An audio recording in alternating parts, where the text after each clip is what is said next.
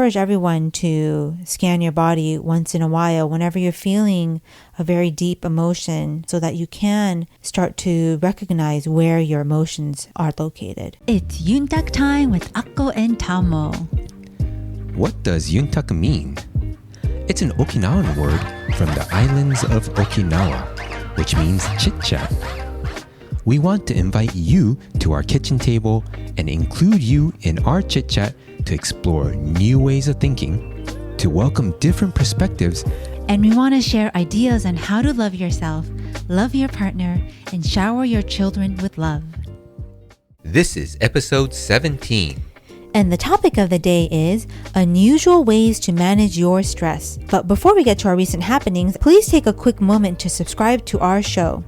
And as far as our recent happenings, we wanted to talk about intermittent fasting. So intermittent fasting, we've been doing this for a few years now and kind of in and out. With me in particular, I have done 20 hours of intermittent fasting and then 4 of that eating window. And then the average was usually 18 hours of fasting and then 6 hours of that eating window. And it really worked great for me. I usually would eat a little later, and then wherever that 6 hour mark or that 4 hour mark stopped is when I stopped. And it really worked out for me. I was able to see a big difference. People around me was able to see a big difference. And with this, you still have to kind of watch out what you eat. I mean, you can't just eat whatever you want because you will tack on some calories if you're not being watchful. But I wanted to just turn the mic over to Tamo so he can let you know of his experience. Yeah, sure. I've been also intermittent fasting for quite a while now. And one thing that I want to say is intermittent fasting is, as it's said, intermittent fasting. So you're not fasting for the whole day, but there are, for example, 16-hour fasts where you don't eat for 16 hours and you eat in 8-hour feeding window. There's a 18-6 and then 20 and 4. So 20 hours of fasting and 4 hours of eating.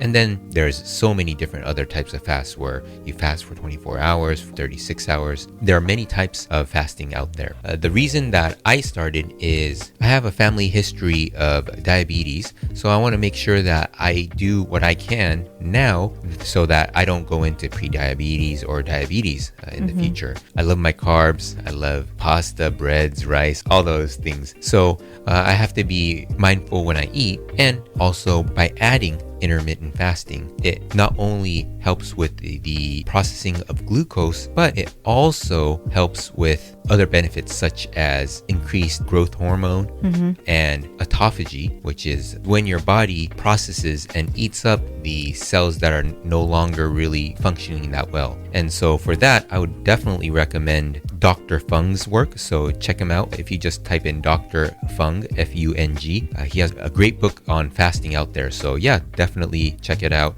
And fasting has been done for the millennia. In religious texts, you'll see fasting. For health reasons, you'll see fasting. And it's just something that had been lost throughout the ages. And people are starting to really pick that up and see that, yes, you save time because you don't have to think about cooking and eating as much. You feel better, you feel lighter, your mind is a lot sharper.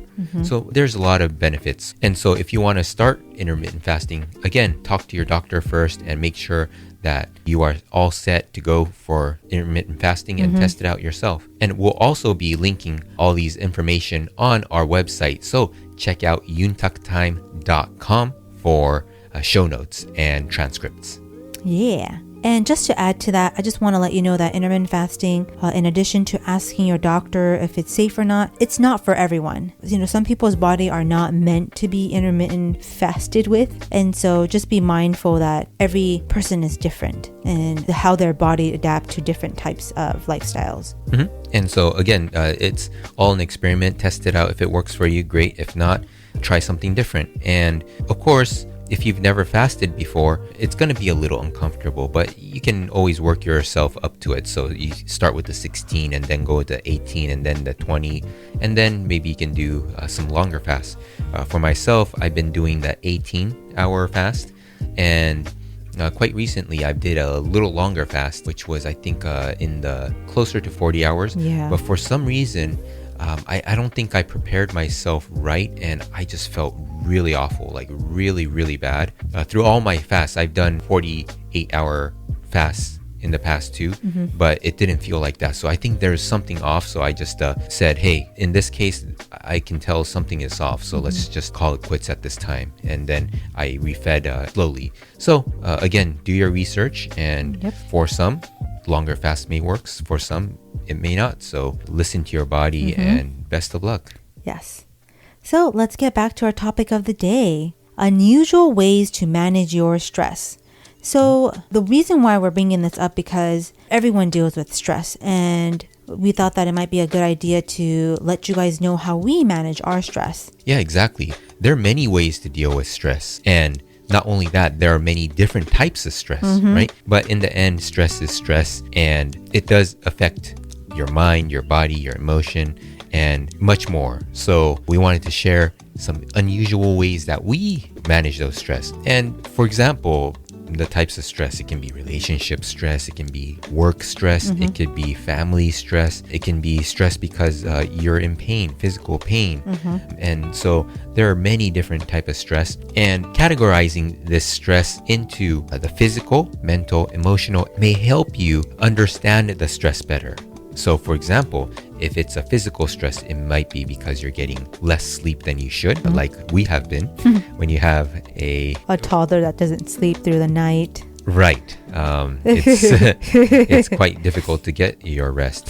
Yes. Because she's been still waking up quite a few times at night. Yeah, recently it's been really bad. Yeah, I don't know what it is. I don't know if it's growth pains or... Yeah, and I think she's been having some teeth coming out too, right? Yeah, I think she's forever teething, so I hope this is really the last... hopefully one of the last times, or we're nearing an end in that teething phase.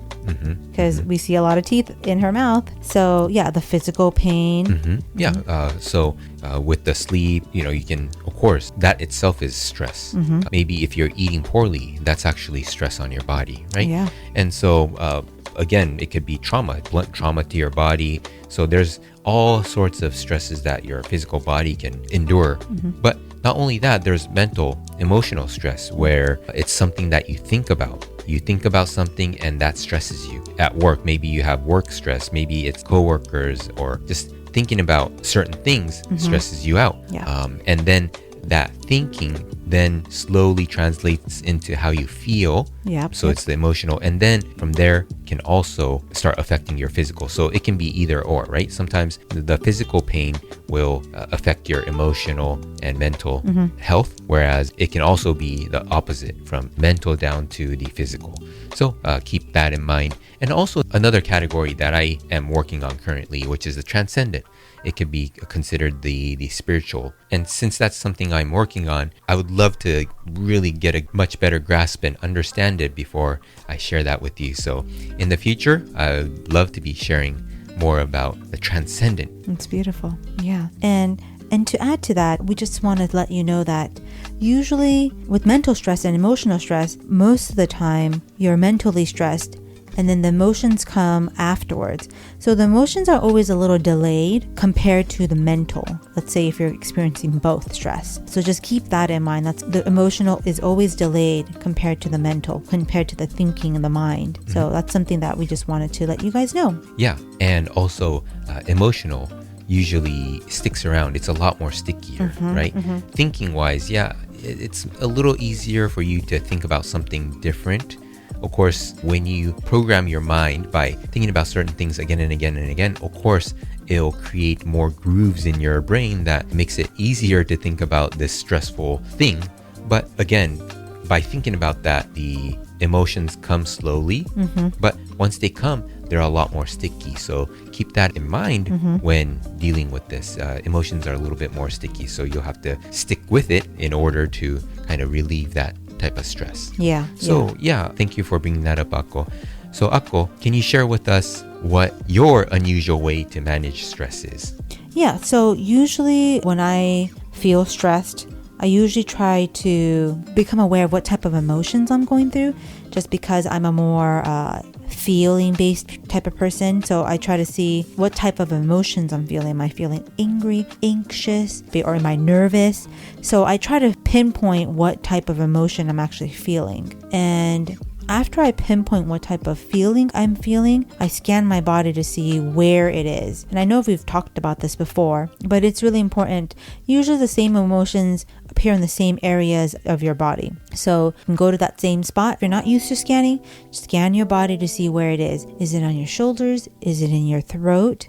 Is it in your chest, your upper chest? Is it in your heart, solar plexus? There's so many places that your emotions can lie within your body. So it's very important to see where exactly that emotion is located in your body. So I encourage everyone to scan your body once in a while whenever you're feeling a very deep emotion, so that you can start to recognize where your emotions are located. And once you feel this energy, stay equanimous. And I know we bring up this word a lot, equanimous. So what equanimous means is inner calm, composure, mental calmness. So think about a still lake. It's so calm and it becomes a mirror. You just have to be that calm about it. So you're not reacting to any of your emotions that you're feeling. You just watch it, and then slowly it'll dissipate. And if it doesn't, you can always try to bring light to it by imagining the light of the sun or the energy from the core of the earth rise up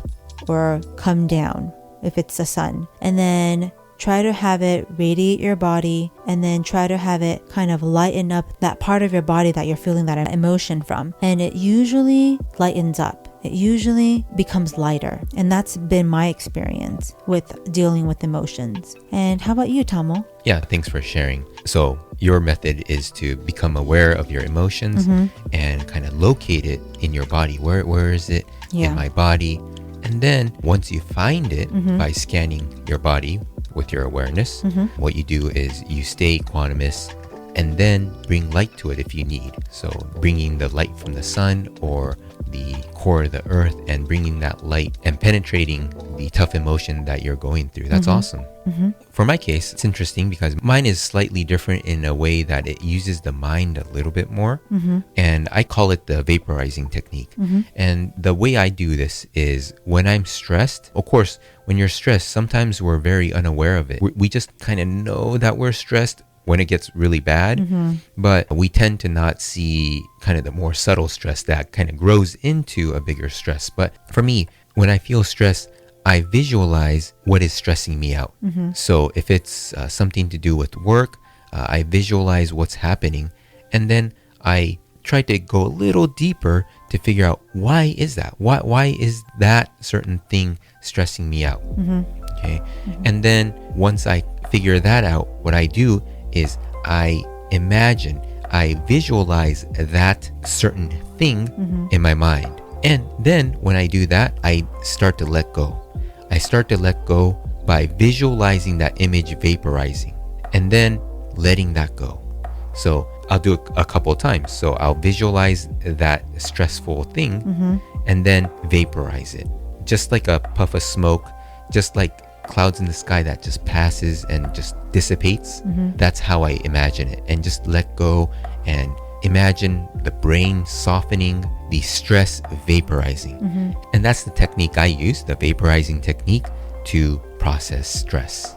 That's beautiful. So you visualize the stress first, and then you go deeper as to why you're feeling the stress, and then you vaporize that image. Yep, exactly. And so it's a big letting go process. So for example, let's say a spider is stressing me out. Okay, so we'll take that example. I visualize that spider and then imagine that spider just vaporizing like a puff of smoke, like a cloud that dissipates in the sky in that way. And it's not a violent thing, but it's just slowly just and have it dissipate in my mind. And I'll do that a couple of times.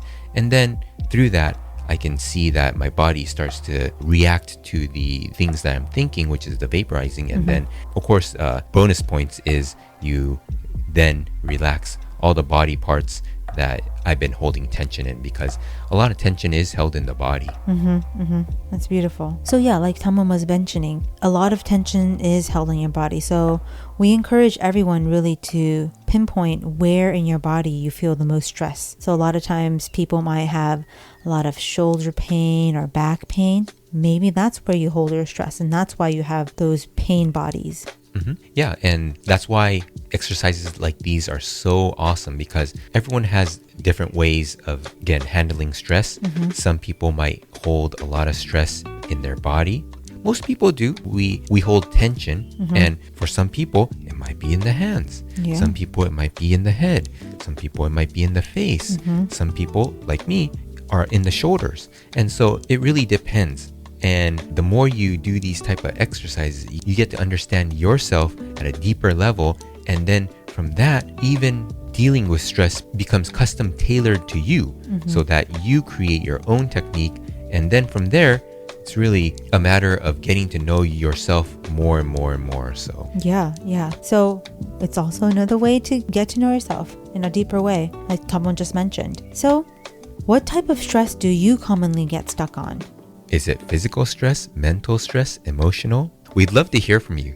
Please come say hi on our new website by going to untakutime.com. That's all one word, untakutime.com. All right, see you soon. Bye, guys.